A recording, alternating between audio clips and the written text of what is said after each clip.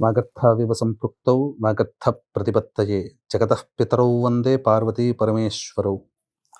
ఆదిత్యాయ చ సోమాయ మంగళాయ బుధాయ చ గురుశుక్రశనిభ్యశ్చ రాహవే కేతవే నమః.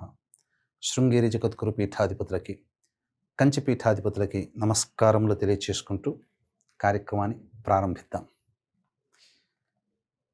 వీక్షించేటువంటి ప్రేక్షకుల్లో చాలామంది మహిళలు, యువతులు చాలామంది ఉంటారు.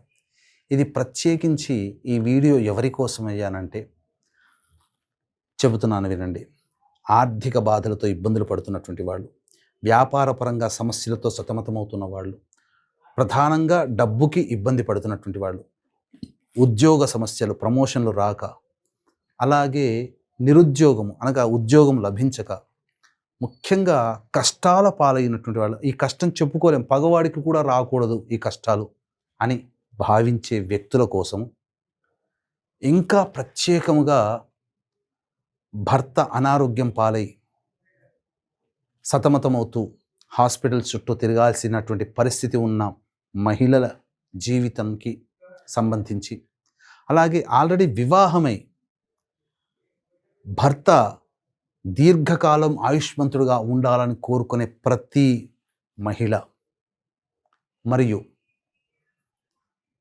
జాతకాన్ని చూపించినప్పుడు మాంగళ్య దోషాలు ఉన్నాయి, ఈ అమ్మాయికి వివాహం కావడం కష్టం అనుకున్నటువంటి మహిళలు, యువతులు, అలాగే వివాహ ప్రయత్నాలు చేస్తున్న, వివాహం కాక ఇబ్బంది పడుతున్న వాళ్ళు, మహిళలకి, యువతులకి, ముఖ్యంగా సకల వివాహ దోషాలు తొలగిపోయే మార్గం ఈ యొక్క జ్యేష్ఠ పౌర్ణమి రోజున ఏర్పడబోతుంది. కాబట్టి ఆ మార్గంలో చెప్పిన విధానాన్ని ఆచరించి, మీరందరూ ఈ చెప్పిన సమస్యలు ఉన్న వాళ్ళందరూ ఆచరించి తరించండి. అవకాశం ఉంటే ఈ వీడియోని 10 మందికి షేర్ చేయండి, మంచి జరుగుతుంది. వాళ్ళకి మంచి జరిగితే మీకు మంచి జరిగినట్టే. అయితే ఇక వివరాల్లోకి వెళ్ళినట్లయితే, జ్యేష్ఠ మాసము, పౌర్ణమి తిథి, సోమవారము, మూలా నక్షత్రంతో కూడుకున్నటువంటిది. ముఖ్యంగా మూలా నక్షత్రాన్ని మీకు తెలియచేస్తాను. మూలా నక్షత్రానికి అధిపతి ఎవరు? కేతు. కాబట్టి కేతు ఎటువంటి పాత్రను పోషిస్తాడు? మన జీవితంలో రాహువు చెప్పి చేస్తాడు, కేతువు చెప్పకుండా చేస్తాడు. మనకు ఆకస్మికంగా వచ్చే ఇబ్బందులు కేతుగ్రహ ప్రభావం వలన కలుగుతాయి. అలాగే ఈ కేతు యొక్క ప్రభావము, దుష్ప్రభావం ఉంటే మన జీవితంలో అందరూ దూరం అవుతారు. అంతేకాకుండా ఈ కేతువుకి అంతరిక్ష దేవత ఎవరయ్యానంటే ధూమావతి. అలాగే ఈ కేతువుకి అధిష్టాన దేవత గణపతి, ఆటంకాల నివారణ గణపతి. ధూమావతి యొక్క అనుగ్రహం కలిగితే దీర్ఘ సుమంగళిత్వం కలుగుతుంది. కేతు యొక్క అనుగ్రహం కలిగితే బంధాలని కోల్పోకుండా మన వాళ్ళని మనకు దక్కేటట్టుగా చేస్తాడు. కాబట్టి ఈ కేతు యొక్క ప్రభావం ఇక్కడ ఈ జ్యేష్ఠ పౌర్ణమి రోజున ఉంది. అలాగే ప్రధానంగా విష్ణు సంబంధమైనటువంటి మాసంగా చెప్పబడుతున్నటువంటి జ్యేష్ఠ మాసంలో పౌర్ణమి తిథి కాబట్టి, ప్రధానంగా త్రిపుర సుందరి అమ్మవారు షోడశ కళలతో ఈ పౌర్ణమి రోజున విరాజిల్లుతుంది. సంపూర్ణముగా చంద్రబలము కలిగినటువంటిది. చంద్రుడికి రోజైనటువంటి సోమవారం రోజున, కేతు నక్షత్రం ఉన్నటువంటి రోజున జ్యేష్ఠ పౌర్ణమి ఏర్పడింది. ద్విస్వభావ రాశులలో ఈ యొక్క రవిచంద్రుల స్థితి ఉన్నటువంటి కారణం చేత అత్యంత మహిమాన్వితమైనటువంటి రోజుగా చెప్పబడినటువంటిది. ఈ రోజున కష్టాలతో బాధపడేవాళ్ళు, ఆర్థిక పరంగా, వ్యాపార పరంగా, ఉద్యోగపరంగా చెప్పిన విధంగా సమస్యలతో సతమతమవుతున్నటువంటి వాళ్ళు పొద్దున్నే లేచి కాలకృత్యాదులు తీర్చుకొని కొన్ని నియమాలు పాటించాలి. అలాగే దీర్ఘ సుమంగళి, వివాహ దోషాలు, మాంగళ్య దోషాలు, చక్కటి భర్త లభించడం కోసం ఈ రోజున ఆడవాళ్ళు చేయాల్సినటువంటి చిన్న పరిహారం గురించి మీకు తెలియచేస్తాను. కాబట్టి క్లుప్తంగా తెలియచేస్తాను.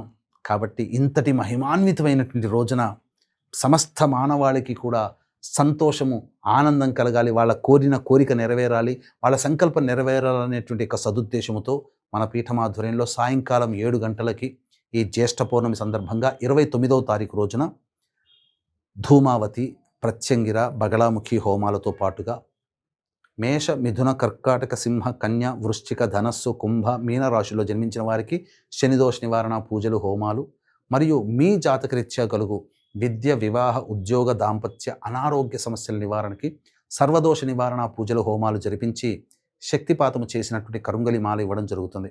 అవకాశం ఉన్నటువంటి వాళ్ళు సాయంకాలం 29వ తారీఖు 6 గంటల లోపల స్క్రీన్పై కనిపిస్తున్న నెంబర్కి కాంటాక్ట్ చేసి మీ గోత్రనామాదులు నమోదు చేసుకోవచ్చు. ఇక గమనించుకున్నట్లయితే ప్రధానముగా ఈ రోజున విష్ణు లక్ష్మి చిత్రపటానికి చక్కటి పూలమాల వేయడం కానీ, లేదా లక్ష్మీ సమేతమైనటువంటి విష్ణు విగ్రహాలకి చక్కగా అలంకరణ చేసి పంచామృతాలతో అభిషేకము జరిపించి అర్చనలో భాగముగా నాటు గులాబీ పుష్పాలు, హైబ్రిడ్ కాదండి, నాటు గులాబీ పుష్పాలతో ఆ యొక్క లక్ష్మీ అమ్మవారికి, విష్ణువుకి అర్చన చేసి విష్ణు సహస్రనామం, లక్ష్మీ సహస్రనామ పారాయణం చేసి ధూపదీప నైవేద్యములు ఇచ్చి, నైవేద్యంలో విశేషముగా ఈ యొక్క శనగపిండితో చేసినటువంటి లడ్డూలు మరియు బెల్లం పాయసం అమ్మవారికి నైవేద్యంగా పెట్టండి. ఈ విధంగా చేసినట్లయితే చెప్పిన విధంగా ఆర్థికపరముగా, వ్యాపారపరముగా, ఉద్యోగపరముగా అనేక రకాలైనటువంటి కష్టాలన్నీ కూడాను మీకు ఒక్కొక్కటిగా తొలగిపోతాయి. సమస్యల వలయం నుంచి బయటపడతారు. అలాగే ఇంటికి సంబంధించినటువంటి లోన్స్కి శాంక్షన్ అవుతాయి. ఆనందకరంగా అన్యోన్య దాంపత్యంతో జీవిస్తారు. ఇక తరువాయి అందరూ ఎదురు చూస్తున్నటువంటిది, ఎవరి భర్త అయితే అనారోగ్యం పాలై హాస్పిటల్ చుట్టూ తిరుగుతున్నారో, ఏ మహిళ అయితే తన జీవితాంతం తన భర్త దీర్ఘాయుష్మంతుడుగా కోరుకోవాలని అనుకుంటుందో, ఏ యువతి అయితే తన జీవితంలో ఎన్ని ప్రయత్నాలు చేసినా వివాహాలు కాక మాంగళ్య దోషాలతో సతమతమవుతుందో, ఏ యువతి అయితే అనుకూలమైన భర్త లభించాలని కోరుకుంటుందో, అటువంటి వాళ్ళందరూ కూడా ఈ రోజున వ్రతాన్ని ఆచరించాలి. ఒక చక్కటి వ్రతం, వటవృక్ష వ్రతం, వట సావిత్రి వ్రతం. ఇది మనకు మహాభారతంలో అరణ్య పర్వంలో కనబడుతుంది. సావిత్రి సత్యవంతుల యొక్క కథ. తద్వారా అల్పాయుష్యుడైనటువంటి సత్యవంతుడైనటువంటి తన భర్తని వివాహం చేసుకోవడం ద్వారా అచిరకాలంలోనే వివాహమైన కొన్ని నెలలలోనే యమగండానికి ప్రాప్తమవ్వడం, ఆ యముడినే ఎదిరించి అనేక వరాలు పొంది తన మామకి కంటి చూపు, మళ్ళీ తిరిగి రాజ్యము, తన భర్త దీర్ఘాయుష్మంతుడు, పుత్ర పౌత్రాదులతో విరాజిల్లేటువంటి జీవితాన్ని ఆ సావిత్రిదేవి యముడి ద్వారా వరంగా పొందింది. ఈ వ్రతాన్ని ఆచరించడం వల్ల. ఎవరు చెప్పారు ఈ వ్రతాన్ని ఆచరించమని? సాక్షాత్తు నారద మునీంద్రుల వారే సావిత్రిదేవికి సెలవిచ్చినటువంటి వ్రత విధానం. కాబట్టి మహాభారత కాలంలో ఆచరించి చూపించినటువంటి వ్రత విధానాన్ని అనాదిగా వేల సంవత్సరాల నుంచి మన భారతదేశంలో ఆచరిస్తూ వస్తున్నారు. మీరు కూడా ఈ యొక్క వ్రతాన్ని ఆచరించండి. మళ్ళీ ఈ వ్రతం మిస్ అయ్యామా, మళ్ళీ జ్యేష్ఠ పౌర్ణమి రోజునే చేసుకునేటువంటి అవకాశం వచ్చే సంవత్సరం.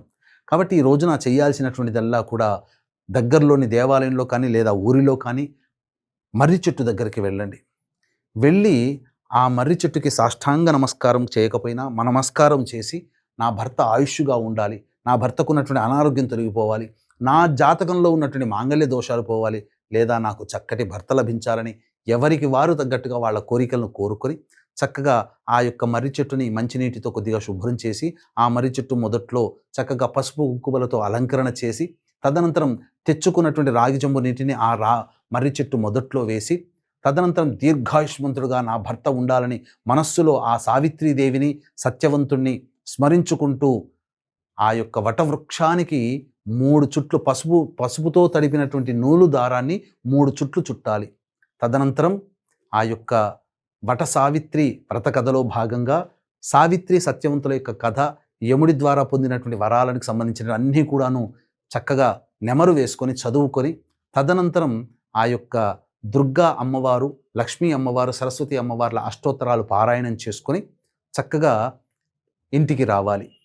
ఎందుకు వటవృక్షం చేయమన్నారంటే, వటవృక్షం వేరులో బ్రహ్మ, కాండంలో విష్ణువు, కొమ్మలలో ఈ యొక్క రుద్రుడు తిష్ట వేసుకొని ఉంటాడు. కాబట్టి చాలామందికి ప్రస్తుతం ఉన్నటువంటి నగరంలో ఈ యొక్క మర్రి చెట్టు కనబడకపోవచ్చు. దీనికి ప్రత్యామ్నాయంగా ఆ భావనతో సమానమైనటువంటి విధంగా అశ్వత్థ వృక్షం అనగా రావి చెట్టుని ఎంచుకుంటే సరిపోతుంది. దొరికితే మాత్రం ఆ యొక్క మర్రి చెట్టుని మీరు ఆశ్రయించి ఈ యొక్క పూజా విధానాన్ని చేయండి. తదనంతరం నైవేద్యంగా తీపి మిఠాయిలు ఆ యొక్క మర్రి చెట్టు దగ్గర లేదా రావి చెట్టు దగ్గర పెట్టి నైవేద్యంగా పెట్టిరండి. తదనంతరం ఈ రోజున ప్రధానముగా వివాహ దోషములు ఉన్నటువంటి వాళ్ళు, మాంగళ్య దోషములు ఉన్నటువంటి యువతులు, వివాహంగా చక్కటి భర్త లభించాలనేటువంటి వాళ్ళు విష్ణు ప్రతిమని చక్కగా ఆ మర్రి చెట్టు దగ్గర అర్చన చేసి, పూజ చేసి, వెండి ప్రతిమనైనా బంగారు ప్రతిమనైనా పర్వాలేదు, బ్రాహ్మణుడికి దానం చేయండి. తప్పకుండా మీ జాతకంలో మాంగళ్య దోషాలు తొలగిపోతాయి. ఆ విధంగా ఆచరించి తరించండి. అంతటి మహిమాన్వితమైన రోజుని ఎవ్వరూ మిస్ చేసుకోకండి. మళ్ళీ ఇంతటి మహిమాన్వితమైనటువంటి రోజున సాయంకాలము ఆ దుర్గా అమ్మవారి ఆరాధన చక్కగా చేయండి ప్రదోషకాల తదనంతరం.